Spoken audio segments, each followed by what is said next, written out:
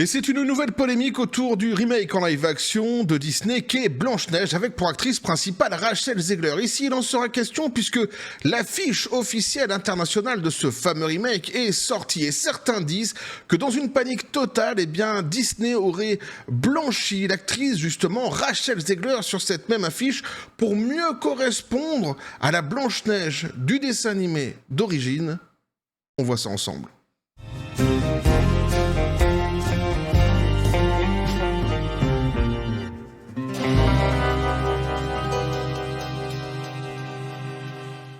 Et donc l'affiche officielle de ce remake en live action est sortie et forcément elle s'accompagne d'une petite polémique. Eh oui, un petit café les copains. Eh oui, ça me fait rire. Pourquoi? Parce que c'est depuis le début, hein, avec ce remake en live action, c'est juste un truc de dingue. On a l'impression que c'est une malédiction, tu sais, maintenant. À chaque fois que Disney essaie de sortir un truc autour de cette production, tu sais, c'est voué à l'échec, c'est voué à la catastrophe, c'est voué à la polémique. Ah, on va voir ce qu'il en est ici, puisque c'est une polémique donc qui est née sur les réseaux sociaux de la part des fans de Disney et plus globalement des fans du matériel source de Blanche-Neige, qui ont vu donc cette affiche internationale promotionnelle officielle sortir et qui se sont dit tiens, est-ce qu'il n'y aurait pas un petit foutage de gueule tout de même ici de la part de Disney? Est-ce qu'on a l'impression que Zegler est quand même grandement blanchi? On va voir ça ensemble. On va faire les comparaisons ensemble, on va voir si les fans vont trop loin ou si une fois de plus c'est right on target. Ils ont compris que Disney essayait de la mettre un petit peu à l'envers à tout le monde, ce dont on est habitué. Faut bien le reconnaître. Surtout sous l'ère Bob l'éponge taré, le PDG de Disney. Donc on nous dit ici, Disney semble changer la couleur de peau de Rachel Zegler dans l'affiche internationale de Blanche-Neige pour la rendre blanche. Le film en live-action de Blanche-Neige de Disney s'est retrouvé une fois de plus sous les feux des projecteurs après la sortie d'une nouvelle bande-annonce internationale et de l'affiche internationale de Blanche-Neige qui l'accompagne. Les documents promotionnels ont fait froncer les sourcils en raison de l'apparence apparemment modifiée de Rachel Zegler, notamment par des effets de lumière qui éclaircissent sensiblement son teint. Ils sont délicats quand même, en employant sensiblement justement pour nous parler du jeu de lumière avec lesquels ils ont joué forcément sur cette affiche. On va le voir ensemble. On se rend compte qu'ici ils sont délicats, ils sont polis. Bref, donc un Zegler qui est d'origine colombienne et blanche apparaît donc sur l'affiche de Blanche-Neige avec un teint beaucoup plus clair, ressemblant davantage à la version animée à la peau claire du personnage emblématique. Cela conduit des spéculations selon lesquelles Disney pourrait modifier l'apparence de Zegler dans les documents marketing avant la sortie prévue du film le 21 mars 2025. Et on va justement aller voir ça ensemble. Ici, moi j'ai chopé une image donc sur YouTube qui était l'image en toute honnêteté, j'ai cherché l'image qui était la plus lumineuse, de manière vraiment à être dans l'honnêteté la plus totale. Hein. Donc ça, ce sont les images donc officielles du trailer, donc il n'y a pas de souci. Et donc on peut comparer effectivement donc avec l'affiche. L'affiche officielle promotionnelle international, et effectivement, je vais essayer de baisser peut-être un petit peu. Je peux pas plus. C'est bon, on va faire comme ça. Et comme ça, ici, on se rend compte qu'il y a une légère différence. Il y a une légère différence. Bah non, mais les fans ont raison. Les fans ont raison. Alors, est-ce que c'est nouveau? Non, je reviendrai là-dessus à la fin lorsque je donnerai mon avis sur tout cela. Mais effectivement, on peut constater, quand tu regardes les images du trailer et quand tu regardes l'affiche, qu'il n'y a pas photo, quoi. Hein, effectivement, il y a eu un effet ici, un effet de jeu de lumière, voilà, on pourrait dire, de luminosité sur justement l'actrice Rachel Zegler, de manière à la rendre plus blanche, qu'elle corresponde davantage au matériel source, aux Blanche-Neige, hein, au dessin animé qu'on connaît, que les fans connaissent de Disney. C'est quand même assez flagrant. Si je prenais d'autres images, bien qu'il n'y en ait pas beaucoup, hein, comme je l'ai dit ici, alors il y en a dans les commentaires justement de la précédente vidéo où on avait vu ensemble qu'ils avaient effacé 50% du temps de passage à l'écran de Rachel Zegler, justement dans le dernier trailer sur lequel nous avions justement discuter ensemble.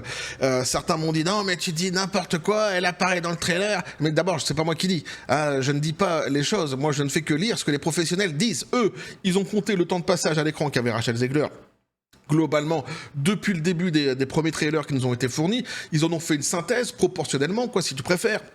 Et ils se sont rendus compte que sur le dernier trailer qui nous avait été proposé, son temps de passage avait été réduit de 50%. C'est factuel. Hein, c'est pas un truc que j'invente comme ça, c'est pas un truc que les professionnels les inventent, c'est factuel. Hein, évidemment, ce ne sont pas non plus des choses qui sont nouvelles. Hein, on connaît ce genre de pratique dans le 7e art, sur un plan marketing. On a déjà vu par le passé justement des trailers, des bandes annonces qui étaient revues, qui étaient arrangées, dans lesquelles on essayait d'effacer certains plans, certaines choses qui plaisaient moins au grand public. Donc c'est pas une manipulation qui serait tout à fait inédite.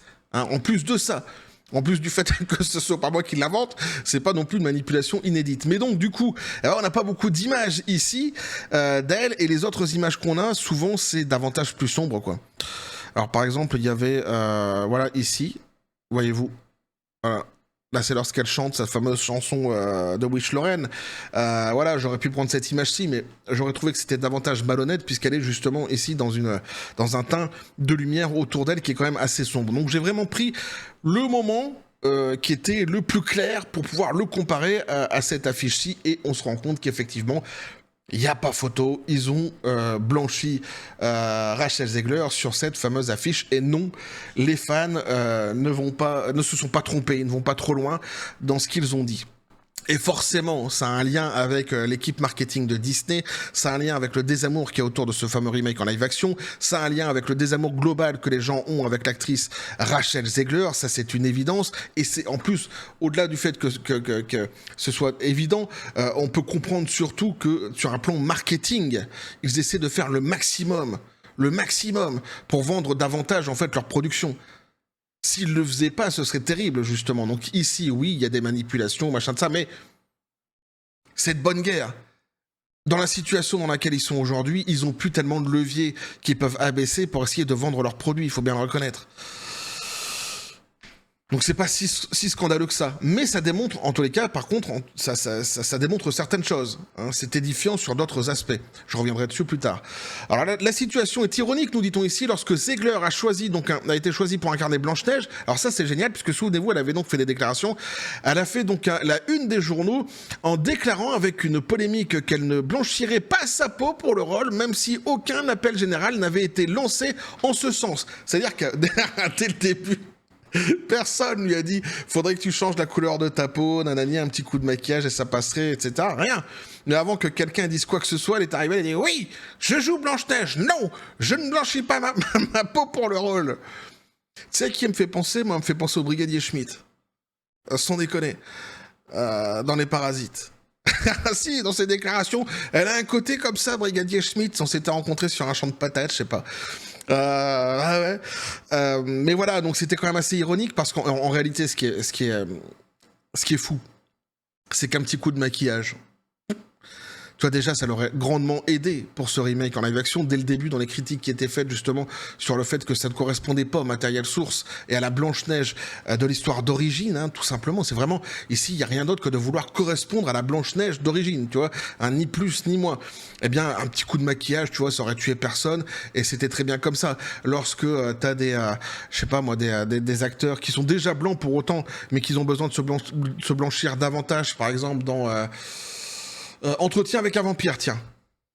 Brad Pitt, notamment, tu vois, avec le teint hyper blanc, tu vois, des vampires, bon voilà, coup de maquillage. C'est pas très grave. Et puis ça correspond mieux en plus, tu vois, à la fin tu corresponds à ton rôle, tu vois, si Brad Pitt il est arrivé tout bronzé, machin, ça... ça l'aurait pas fait dans Entretien avec un vampire, mais non, ça l'aurait pas fait. Imagine qu'ils disent, non mais moi de toute façon je refuse de me blanchir, vous voulez me blanchir parce que vous êtes des racistes. Ah non, parce que tu vas jouer un vampire. Et alors? Un vampire qui dans l'histoire a la peau très très très blanche, très très très blanche. C'est raconté comme ça dans l'histoire d'origine. Ah bon? Tu vois, ça serait rigolo. Et ici, c'est ça. C'est idiot. Alors d'abord, en plus, personne ne lui avait reproché d'avance. Hein, personne ne lui avait dit de se mettre un coup de maquillage. Mais du coup, quand elle l'a suggéré, on s'est dit, en fait, ça aurait pas été plus mal. Ça aurait pas été plus con, finalement. Et ça aurait été mieux, peut-être, pour elle, justement, pour pouvoir incarner et camper peut-être davantage le rôle. Parce qu'ici, elle l'imprime pas du tout. Le pire de tout, c'est qu'elle n'imprime pas du tout le rôle de Blanche-Neige. Enfin bref. Ce n'est que mon avis, évidemment. Alors, il semblerait que Disney ait pris des mesures pour adapter son apparence sur l'affiche Blanche-Neige, peut-être dans le but de se rapprocher davantage de la représentation traditionnelle de la princesse des contes de fées. Cette décision a suscité des discussions sur la question de savoir si le studio tente de minimiser les critiques antérieures liées au casting de Ziegler. C'est une évidence. Le choix de confier le rôle de Blanche-Neige à Ziegler a été source de division dès le départ, mais il n'est devenu qu'un nombreux défi auquel le film a dû faire face depuis l'annonce du projet. Blanche-Neige est empêtrée dans une série de controverses qui n'ont cessé de s'intensifier. Les propres commentaires de Ziegler sur le classique animé original de 1937 qu'elle a qualifié de dépassé ont aliéné de nombreux fans. Ces remarques décrivant le prince comme un type qui la traque littéralement, donc qui traque Blanche-Neige littéralement, ont également suscité des critiques de la part de ceux qui estimaient qu'il négligeait le charme de l'histoire originale. Mais en fait, c'est pire que négligé, c'est-à-dire qu'elle marchait complètement dessus. Au début, elle en était assez fière. En plus, elle fanfaronnait dans les médias sur le fait que ce serait pas la même histoire, que ce serait complètement réinventé, qu'il n'y aurait pas de nains, etc., etc., etc. C'est quand, en fait, elle s'est rendue compte que elle avait mis Disney dans un bourbier immense à cause de ses déclarations, qu'elle a mis un petit peu de l'eau dans son vin. Mais au début, elle était très fière de dire qu'elle allait justement flinguer cette fameuse production. Enfin, plutôt pas cette production, non, ça elle ne savait pas encore, qu'elle allait flinguer le matériel source, pardon. Lapsus révélateur. Alors, pour compliquer encore donc les choses, Ziegler est devenu une figure polarisante en raison de ses opinions publiques tranchées sur divers sujets sociaux et mondiaux qu'elle a fréquemment exprimées lors de la tournée de presse du film. Donc, ces remarques ont provoqué une réaction négative importante et ont encore alimenté donc le sentiment négatif envers le film. La gestion des 7 nains par Disney a également été une source de critiques importante. Au départ, le studio avait prévu de choisir des acteurs atteints de nanisme, mais après que Peter Dinklage eut exprimé donc ses inquiétudes quant à leur représentation, eh bien Disney a changé de cap, choisissant de choisir un groupe d'acteurs divers, et oui, dont un seul était atteint de nanisme. C'était n'importe quoi, on avait vu les photos ensemble, on s'est quand même tapé des barres de rire avec ce remake depuis le début, qui sont quand même assez... qui resteront de toute façon, qui marqueront l'histoire de cette chaîne, c'est évident.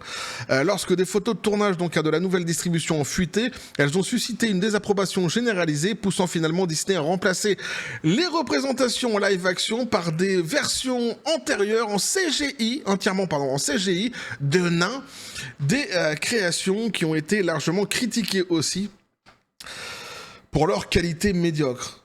Ouais, mais à chaque fois, je vais pas revenir là-dessus, mais enfin, je veux dire, ça se voit tellement, en fait, quand tu vois les... Regarde, mais franchement, regarde, mais c'est tellement vilain, quoi.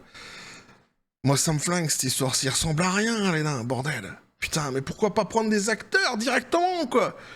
Tu vois, même s'ils doivent refaire... Pourquoi ils sont partis dans la CGI? Tiens, ils sont restés sur leur truc. Non, on n'ira pas chercher les nains parce que Peter, il a dit. Faut écouter ce que Peter, il a dit. Mais sans déconner, quoi. Ils auraient été chercher, tu vois, ils ont mis 1 an, ils ont retourné des scènes, machin, tout ça. Ils auraient été chercher des vrais nains. Rapidement, quelque part, tu vois, bah ouais, au pied levé, tu vas me dire, ouais, ça aurait été un petit peu le bordel, c'est vrai. Mais c'eût été mieux quand même que cette CGI horrible. Immonde. Et puis en plus, on aurait découvert sans doute des acteurs qu'on ne connaissait pas, qui auraient eu ici l'opportunité justement de se mettre en avant, enfin bref. La production a également dû faire face donc à son lot de problèmes logistiques. De multiples reprises ont fait exploser le budget du film, estimé à 300 millions de dollars. On verra les chiffres exacts dans le futur, puisque à mon avis ce sera bien plus que 300 millions de dollars. Malgré ces investissements importants, les premières projections au box-office suggèrent un démarrage modeste. Les estimations de l'industrie plaçant donc les débuts nationaux du film entre 63 et 70 millions de dollars, bien en deçà des blockbusters des précédents succès en live-action de Disney comme Le Roi Lion, La Belle et la Bête, qui ont tous deux rapporté plus d'1 milliard de dollars. Donc les efforts promotionnels n'ont pas vraiment contribué à améliorer l'accueil du public au film. Chaque bande-annonce a été accueillie avec une pléthore de critiques, avec des millions de dislikes sur YouTube. Alors tout ça, on l'a vu ensemble, dans les précédentes vidéos, donc je vais pas revenir sur les chiffres qui donnent, etc., etc. ici, puisque pour ceux qui veulent savoir, évidemment, le désastre qu'il y a eu, qui a entouré ces fameux trailers, ces teasers qui sont sortis, les trailers et les teasers de la mort de chez Disney. Je vous invite à aller voir les vidéos précédentes que j'avais fait sur ce même sujet-ci. Ça sert à rien ici, ce qui nous intéresse, bah, c'est cette fameuse affiche finalement, et ce qu'on disait donc les fans, et ce qu'on peut constater nous, ici, moi, de bonne foi, franchement, lorsque je compare cette affiche avec les images qui sont dans les teasers, dans les trailers, c'est une évidence. Les fans ne s'y trompent pas. Une fois de plus, c'est right on target. On se rend compte que Disney, ici, a entrepris une manipulation autour de cette affiche pour blanchir Rachel Zegler. Maintenant, comme je l'ai dit en préambule, c'est de bonne guerre quelque part. Il leur reste plus que ça. Ils n'ont pas beaucoup de leviers à abaisser pour essayer de nous vendre leur bouse. D'autant qu'ils sont restés arc-boutés sur leur idéologie depuis le début et que ça leur a coûté une blinde. Donc on comprend que le pôle marketing essaie de faire tout ce qu'il peut justement sur cette affiche-ci pour essayer de la rendre davantage agréable et qu'elle ressemble encore davantage, plutôt devrais-je dire, en matériel source, donc à la Blanche-Neige d'origine. Ça, pour moi, c'est tout à fait compréhensible, au-delà du fait que ce soit acceptable ou non, ça ce sont les consommateurs qui jugeront, mais c'est compréhensible sur un plan tout à fait marketing. Après, tu vois, ça va aussi avec le temps de passage qui a été réduit de 50% dans le dernier trailer, c'est exactement le même procédé, c'est-à-dire qu'ici, eh bien, ils essaient de contrôler les dégâts, l'atterrissage en fait, qui est pour bientôt de ce fameux remake, et ils essaient de le faire de toutes les manières qu'ils le peuvent. Et tout ça, en fait, c'est pas nouveau. Comme j'ai dit, que des bandes annonces, que des trailers soient retouchés au fur et à mesure. Tu vois, t'as une bande annonce qui sort un jour, puis quelques mois après, t'en as une nouvelle, et tu te rends compte que dans la bande annonce du début, tout ce qui a fait polémique a plus ou moins disparu dans la bande annonce d'après. Ça, c'est des choses qu'on voit fréquemment dans le monde du 7e art. Dès lors qu'il y a des polémiques qui entourent une production, c'est pas nouveau. Quant à l'affiche, c'est pareil. Il y a eu plein d'affiches par le passé comme ça qui ont été retouchées, selon d'ailleurs dans les pays dans lesquels ils sortaient, pour pas froisser certains publics, etc. Donc ici aussi, c'est des choses qu'on connaît, c'est des pratiques qu'on connaît. C'est pas nouveau. Par contre, et c'est là où c'est intéressant, en fait, c'est là où c'est édifiant, c'est-à-dire que on le savait déjà, mais ça le confirme à chaque fois un petit peu plus, davantage. Quand on disait que Disney était en PLS total, en panique totale autour de cette production-ci, une fois de plus, ici, t'as la preuve sous les yeux. Voilà. Ça, par contre, c'est une certitude. Justement, que les équipes marketing aujourd'hui travaillent à bloc sur les polémiques pour les éteindre davantage le plus possible dans les produits qu'ils proposent, que ce soit les affiches promotionnelles ou que ce soit dans les trailers qui sortent, ça veut dire ce que ça veut dire. Ça veut dire qu'ils ont identifié le problème, que le problème en grande partie s'appelle Rachel Zegler et les déclarations sans doute qu'elle a dû faire par le passé, même pas sans doute, c'est certain, qui ont créé pas mal d'animosité autour de cette actrice-ci. Mais au-delà de ça, c'est le concept de base de ce remake en live action qui était complètement wokisé, dont personne ne voulait depuis le début. Et d'ailleurs, le grand public, les consommateurs comme les fans, l'ont dit immédiatement à Disney depuis le début. Ils auraient dû arrêter le truc depuis le début, depuis les premières semaines, depuis les premiers mois. Ils l'ont pas fait. Ils ont voulu rester à fond dans leur truc. Maintenant, ils sont en train d'essayer de contrôler, c'est ça, les dégâts d'atterrissage de ce remake qui va arriver. On a exactement ce spectacle-ci sous les yeux. Voilà. Donc la seule analyse qu'on peut faire, c'est exactement en fait celle que les faits nous proposent. C'est pas les faits, pas les faits féeriques. Les faits, ouais, de fact, évidemment, nous propose ici. C'est-à-dire que Disney est en panique totale autour de ce remake en live action. Et c'est surtout ça qui est édifiant avec cette nouvelle polémique qui est née autour de cette affiche-ci. Il y en aura peut-être d'autres, il y en aura sans doute d'autres, des polémiques avant la sortie du film. Je vous en parlerai évidemment puisqu'on suit tout ce qui se passe autour de ce remake en live action depuis le début et on le fera jusqu'à la fin sur cette chaîne. Et en faisant à chaque fois une petite analyse de notre côté de ce qu'on peut voir. Alors justement, dites-moi vous, dans les commentaires, à la lumière de ce que vous avez vu ici sur... j'ai pas triché, j'ai vraiment copié l'affiche, j'ai enregistré l'affiche comme elle était, et je l'ai mis vraiment transposé avec les images du trailer. Donc, mais vous pouvez vous jouer aussi à ce jeu-ci chez vous, regardez, vous comparez tout simplement les jeux de lumière qu'il y a sur l'affiche par rapport au trailer, et ma foi, vous faites votre propre comparaison. N'hésitez pas d'ailleurs à le dire dans les commentaires, si vous aussi vous constatez cette entourloupe qui essaie d'entreprendre le pôle marketing de Disney, Disney plus globalement, et évidemment le seigneur de Disney actuel, le shérif de Disney, celui qui enchaîne les flopbusters, comment j'avais dit, les flopbustpins sur sur sa veste. Eh oui, Bob Iger, Bob l'éponge tarée.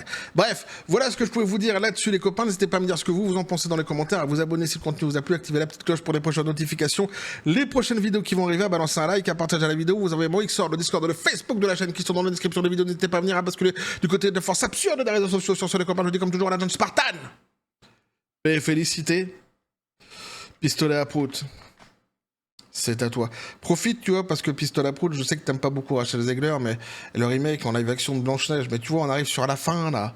Hein, on commence, hein, tu vois, il va bientôt sortir. Alors, on va avoir plein de vidéos à faire sans doute encore dessus, mais faut profiter de chaque instant parce qu'on se marre quand même pas mal. Donc, vas-y, je t'écoute, t'as quoi à dire là-dessus? Entourloupe. Ah, je suis d'accord avec lui. Ça sent l'esbrouf, ça sent l'entourloupe, cette fameuse affiche. C'est court, c'est concis, c'est circoncis. C'est le pistolet à prout, y a pas de souci. Voilà. Donc on va continuer à suivre tout cela sur cette même chaîne, toujours dans la joie et la bonne humeur. Eh oui. Et que la force soit avec vous.